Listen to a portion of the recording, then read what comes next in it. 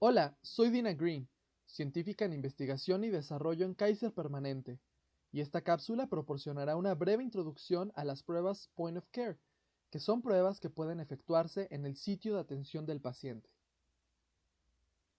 Los puntos para llevarse a casa después de esta plática incluyen una introducción del por qué y dónde se usan las pruebas Point of Care, los pros y contras de esta rama de laboratorio y los diferentes tipos de mediciones, específicamente los cuantitativos versus los cualitativos. Por definición, las pruebas de Point of Care son las que se pueden realizar cerca del sitio de atención del paciente. Esto puede ser en un consultorio de un profesional de la salud, en un hospital, en la automonitorización, en una feria de salud o en un país poco desarrollado. Las pruebas de Point of Care están diseñadas para dar un resultado más o menos cualitativo o en otros casos una medición numérica precisa. Dependiendo de la prueba, el Colegio Americano de Patólogos considera a estas pruebas como exentas o moderadamente complejas. Las pruebas exentas no requieren del personal de laboratorio para realizarlas y las guías regulatorias son mínimas porque el riesgo de exposición al paciente debido a un resultado erróneo está considerado como mínimo. Otras pruebas de Point of Care se conocen como moderadamente complejas y por ello requieren de más entrenamiento y competencia, así como medidas de calidad. Aunque las pruebas exentas y moderadamente complejas requieren de validación y entrenamiento, es importante saber que se deben seguir las guías del Colegio Americano de Patólogos, en función del equipo en particular.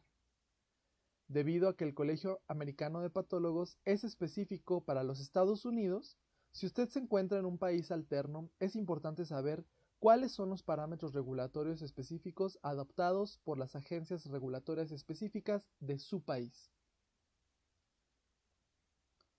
La validación de los instrumentos de Point of Care es un componente crítico para la implementación de un sistema de Point of Care exitoso. Los componentes más importantes para la validación son la precisión, la exactitud y la comparación de métodos. La comparación de métodos es un componente extremadamente valioso. Los médicos y el laboratorio deben ser capaces de identificar cómo los resultados de Point of Care difieren de los resultados obtenidos de instrumentos automatizados en el laboratorio central. Además, el control de calidad debe correrse regularmente para mantener la competencia del personal y asegurar que los equipos tienen un desempeño adecuado. Los intervalos de tiempo para el control de calidad pueden variar de acuerdo al volumen y al ensayo. Es importante recordar que los resultados de las pruebas de Point of Care dependen en gran medida de la persona que los realiza y del análisis de la interpretación de los resultados. Esto puede agregar un sesgo adicional a los resultados que no se observa en la validación analítica. Al igual que con cualquier cosa en la medicina de laboratorio, hay ventajas generales y desventajas para las pruebas de Point of Care. Aquí he enumerado algunas de las ventajas más notables. En teoría, las pruebas de Point of Care deben tener un tiempo de respuesta más rápido, ya que no se requiere el transporte de muestras, y la prueba se realiza al lado de la cama del paciente. La segunda ventaja tiene que ver con los requisitos de la muestra. Muchas pruebas de Point of Care utilizan menos de 300 microlitros de sangre capilar u orina. Además, no se requiere procesar ni la orina ni la sangre entera. Por último, y posiblemente la ventaja más importante de las pruebas de Point of Care, es que proporcionan una vía para alinear las pruebas de laboratorio con el curso clínico del paciente. Y ahora las desventajas. En general, las pruebas de Point of Care tendrán un costo mayor, ya que cada espécimen a menudo requiere su propio dispositivo empaquetado individualmente o tira de prueba. La calidad es una preocupación porque a menudo las enfermeras u otro personal que no es de laboratorio realizarán las pruebas. Estas personas tienen muchas otras responsabilidades aparte de las pruebas de laboratorio, que pueden conducir a distracciones durante las pruebas. Y además otras facetas de calidad son pasadas por alto. Por ejemplo, las muestras capilares se utilizan a menudo para ciertas pruebas de Point of Care, como la hemoglobina. Dependiendo de las habilidades de la persona que toma la muestra capilar, la imprecisión de la medición puede variar mucho. Además, aún si se realiza correctamente, algunos dispositivos point of care pueden no ser tan precisos, exactos y o tan sensibles analíticamente como sus homólogos automatizados de laboratorio. El cumplimiento es una gran preocupación con las pruebas de point of care, ya que la documentación de los resultados, los usuarios y el desempeño pueden resultar muy difíciles cuando hay una variedad de personal que realiza las pruebas. La facturación también es problemática con las pruebas point of care. Para facturar una prueba de laboratorio, el examen debe ser solicitado por un médico. En muchas pruebas de point of care, como la glucosa, es una regla el cuantificar la calidad del resultado. Esto hace que sea cada vez más difícil recibir una orden médica por cada prueba de glucemia realizada. Por último, todas estas desventajas del point of care requieren un fuerte vínculo entre el personal clínico y la unidad de terapia, dado que la unidad de terapia generalmente no está familiarizada con el laboratorio y el personal del laboratorio clínico es generalmente inexperto en la unidad de terapia. Deberán trabajar juntos para crear un proceso para que las pruebas de point of care reduzcan estas desventajas. He descrito aquí algunas de las pruebas clínicas favoritas en las pruebas de point of care.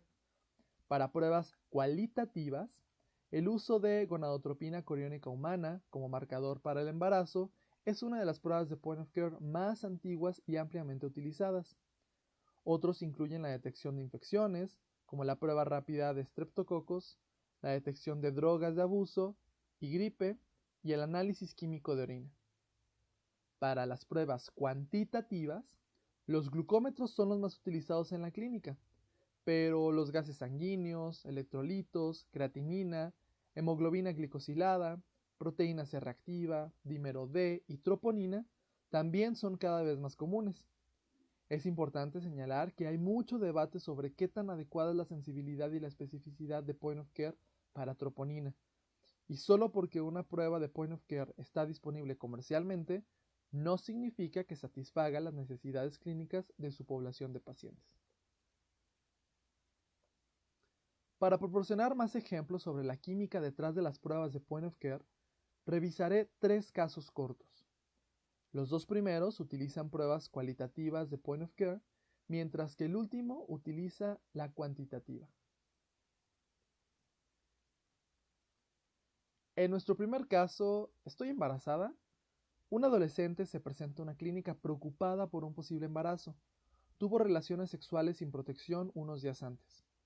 Se recolectó la orina para una prueba de embarazo por point of care.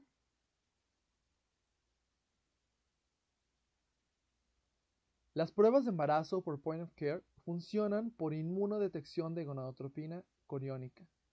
Hay un pozo para la aplicación de la muestra que contiene anticuerpos liofilizados.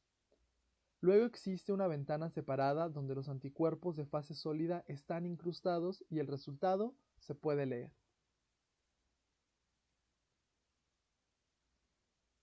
Esta animación muestra el mecanismo de detección de gonadotropina coriónica mediante un dispositivo point of care genérico.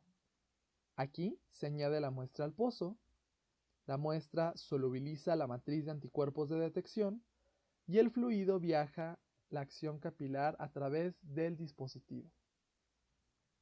En este espécimen, gonadotropina coriónica estaba presente, representado por las proteínas azules, por lo que se visualizarían 2 líneas, una línea como control para la correcta absorción y motilidad, y una segunda línea que denota la presencia de gonadotropina coriónica. En la muestra recolectada del adolescente, la prueba de point of care fue negativa. ¿Podemos descartar el embarazo? No. Los ensayos de gonadotropina coriónica point of care no están diseñados para descartar el embarazo precoz. Su sensibilidad analítica no es lo suficientemente baja como para detectar a menudo las cantidades en trazas de gonadotropina coriónica presentes al principio de la concepción. El seguimiento con una prueba de gonadotropina coriónica sérica, cuantitativa, o una prueba con un dispositivo point of care en unas pocas semanas más podrían descartar una forma definitiva del embarazo. Nuestro siguiente caso examina la detección de drogas de abuso con dispositivos point of care. Aquí tenemos un paciente ambulatorio que se ha inscrito en rehabilitación por adicción a las drogas. Se reúne con su consejero 2 veces por semana para apoyo psicológico. Durante este tiempo es importante que el consejero conozca si el paciente ha recaído, ya que la sesión de terapia puede enfocarse de diferente forma dependiendo si el abuso es reciente. Al igual que las pruebas de point of care de gonadotrofina coriónica, los medicamentos de abuso se detectan con mayor frecuencia mediante un inmunoensayo. Sin embargo, estos ensayos suelen ser competitivos. En un ensayo competitivo se cuenta con un fármaco o droga liofilizada, etiquetada, que se muestra aquí, como bombillas rosas aclaradas, y anticuerpos de control. Cuando se añade orina a la copa, el fármaco o la droga liofilizada etiquetada y los anticuerpos de control se disolverán. Estos podrán migrar a través de la acción capilar de la membrana. El medicamento o la droga en la muestra del paciente o el medicamento o droga etiquetado de dispositivo se unirán al anticuerpo de fase sólida específico. En este caso no había ningún medicamento en el espécimen, por lo que se formará una banda en el sitio específico de la droga.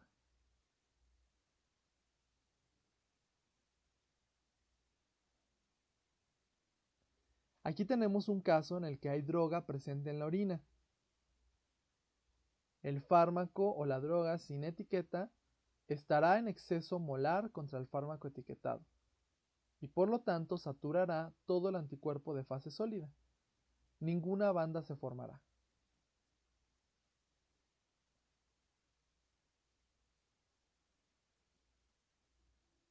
Estos son los resultados de nuestro paciente de interés. Lo primero que hay que notar es la banda de control.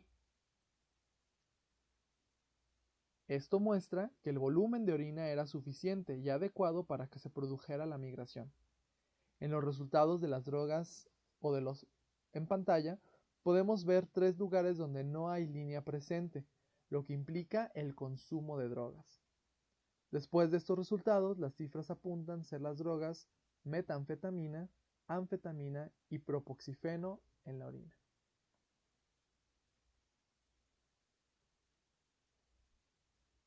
Para la detección definitiva de fármacos en la muestra se debe utilizar un ensayo de confirmación como la espectrometría de masas. Dado que se pueden observar resultados falsos positivos y falsos negativos, estas pruebas no deben utilizarse como precedentes para sanciones tales como la expulsión de la escuela, el despido laboral o la pérdida de los derechos de los padres. Sin embargo, dado que este panel fue para propósitos de apoyo psicológico, estos resultados se pueden utilizar para que el terapeuta guíe al consejero. En nuestro último caso, echaremos un vistazo rápido a los glucómetros point of care. Aquí tenemos a un hombre de 76 años a quien se le está monitoreando su nivel de glucosa. No se encuentra en ayunas y el dispositivo point of care informa que su glucosa en sangre es mayor a 400 miligramos por decilitro. La enfermera muy astuta se mostró escéptica ante este resultado, así que envió otra muestra al laboratorio. Los resultados del laboratorio mostraron que el paciente era normoglicémico. Entonces, ¿cuál es el correcto? El dispositivo point of care que se utilizó para medir la glucosa del paciente cuantificó el analito usando una reacción enzimática. La glucosa deshidrogenasa oxidará la glucosa a D-gluconodelta-lactona. Esta reacción requiere de un compuesto llamado pirroloquinolina quinina o PQQ como cofactor, el cual acepta los electrones de la reacción de oxidación. La transferencia de electrones crea una corriente que puede ser medida por el glucómetro. La corriente generada será directamente proporcional a la cantidad de glucosa en la muestra. El ensayo automatizado utilizado para cuantificar la glucosa también fue enzimático, pero utilizó una reacción acoplada de exoquinasa y glucosa 6-fosfato deshidrogenasa. Estos van a oxidar a la glucosa, reduciendo a su vez al NAD a NAD reducido, que posteriormente se puede medir como un cambio en la absorbancia en el tiempo. La tasa de cambio de la absorbancia es directamente proporcional a la concentración de glucosa en la muestra.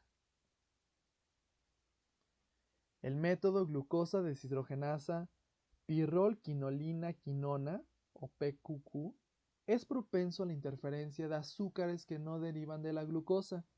Esta interferencia ha causado múltiples muertes. La muerte ocurre cuando el paciente es tratado por la aparente hiperglucemia, pero luego se vuelve críticamente hipoglucémico. La FDA ha emitido múltiples advertencias para abordar este problema. En este caso, el paciente estaba recibiendo un suplemento nutricional que contenía fibrazol, que es una maltodextrina modificada. Dado que la maltodextrina es un polímero de azúcar, este escenario es paralelo a las incidencias abordadas por la FDA. En conclusión, las pruebas de point of care pueden proporcionar resultados rápidos en el curso clínico. Aunque esto es aparentemente bastante atractivo y puede ser beneficioso para la atención al paciente, las pruebas de point of care no son tan simples como aparentan. Aquí muestro las referencias utilizadas para esta presentación y muchas gracias por acompañarme en esta cápsula de medicina de laboratorio sobre las pruebas de diagnóstico en el sitio de atención o point of care. Soy Dina N. Green. Gracias.